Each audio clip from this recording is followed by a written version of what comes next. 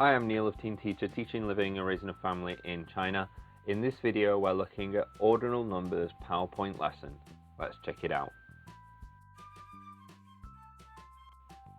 As always, I begin my classes with a rules slide where we go over the rules and I remind students if they follow the rules, then we will get a reward at the end of the class. This video is about the ordinal numbers. So I refer to them as ordinal numbers as opposed to cardinal numbers, where I just refer to them as numbers, because I don't really feel like I need to introduce more terms for English than I have to for these primary and elementary school students. This one particular class is aimed for higher level, grade 5, grade 6. So let's go through it. First, we start talking about what the ordinal numbers do. So I'll talk about the other numbers being 1, 2, 3, 4, 5, and then we'll talk about these numbers showing order. So one number after another, which is what they seem to be able to grasp quite easily, is that it's one after another. And I use a lot of hand signs and a lot of hand signals, even getting them to line up and show different orders. So I can count amount of students in a group, but then if I get them to line up, I can put them in an order. And I give a bunch of examples here of the different floors, the different with the competition, so first, second and third in like a race. And I also like to point out, using red, the similarities with the letters in the word. So ordinal, order, order of things. I think one of the very important things to point out to the students is the TH sound. It's generally a sound that's very difficult, especially for Asian students, but it is one of the most important sounds for ordinal numbers. So I do make a big deal of this, and I actually have a whole slide where we go over practicing this, and I really get them to over exaggerate doing it, because it's a sound that takes time to get used to making with your mouth. So we'll be having them putting their tongues out and pushing out the air. Normally, you know, like as a native speaker, it's not so exaggerated, but I'm just starting to train them and train their mouth into be able to do that. So I think as an exaggeration is a good start. Then we are basically going to go through all the ordinal numbers, and I'm pointing out the exceptions here. So first, second and third, and I'm doing the word, the full word, and I'm also doing the shortened version, and I'm pointing out how, with the blue, how it's cut. So it's taken the basically the last two letters of the full word. And then with the red, I'm going to be pointing out the differences and how it changes. So the V changing to the F. Sometimes they'll ask me why that happens, and I'll just say the way it is. Sometimes with English, it doesn't make sense, but it's just how we do things. So we go through all of these, over exaggerating, practicing that TH down. We get through them pretty fast, but I don't want to go and do numerous drills. Just go through all of these,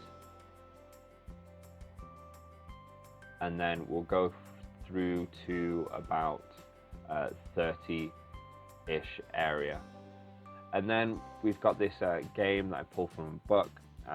Basically, it's another type of drill, except it's more of a class thing. And I actually put together some slides for this chain game where they get points for doing it with the groups, and it's a visual illustration. So first it goes from front to back, first to 10, so they can kind of see what I mean as I go through.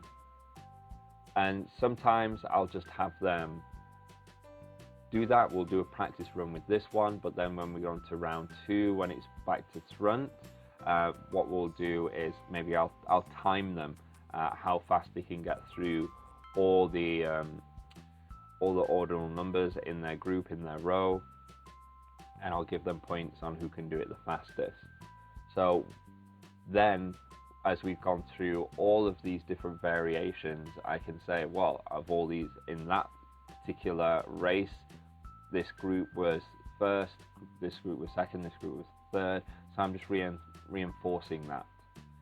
And it's just a fun, different variation on a drill, but they're only drilling like one number at a time. So we go through back to front, front to back, different numbers, and then I have a surprise bonus round.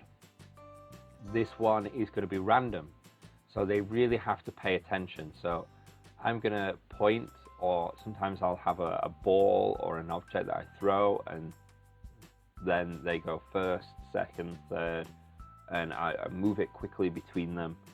And you know, sometimes they get caught out and they lose points if they do that. Now, to break up the class at this point, what I'll do is I'll probably do the month arena song to refresh the vocabulary of the months. And it also splits up the class a little bit, because when we come back, we're going into birthdays and using ordinal numbers with birthdays. So here, I want them to identify how old the person is and when their birthday is. So it's on the 1st of January, he's 1 year old. So we're starting to combine some numbers that they've previously learnt, and also we're starting to combine the ordinal numbers with the birthday and the months.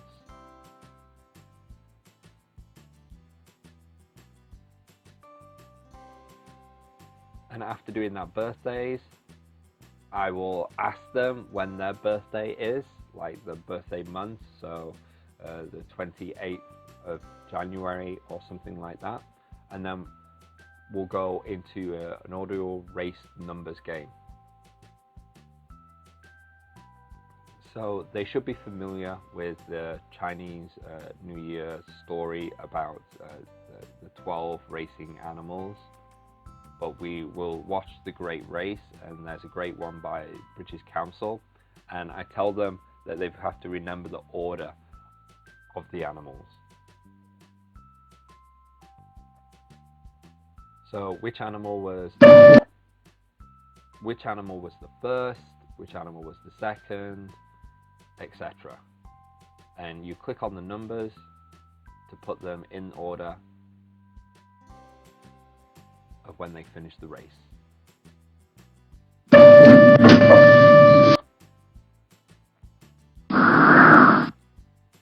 And now we're going to more of the practicing of the third. So this one is that I just get them to read. I don't say the actual word, because it kind of gives it away.